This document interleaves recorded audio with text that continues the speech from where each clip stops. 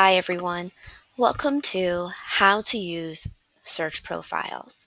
When you are looking for library materials, search profiles are available to help you narrow down your search results without needing to apply any additional filters. There are 5 different search profiles, and each search profile represents a different part of the library's collection.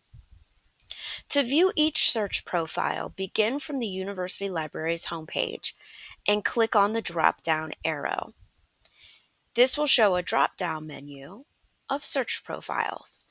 The menu of search profiles will also appear as you begin to type in the search bar.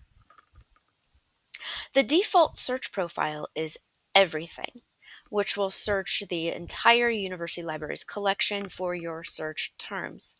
When you search using the Everything profile, the results will include different materials and resources in addition to books, such as electronic resources, peer reviewed articles, and streaming videos. Course Reserves searches for physical and electronic materials that are specifically set aside by instructors for their courses.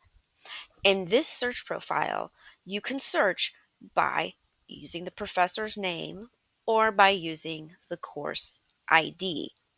Here, we are searching using the course ID PSPE 605. Library catalog searches for physical and electronic materials owned by university libraries. Note that a search using the library catalog profile does not include articles.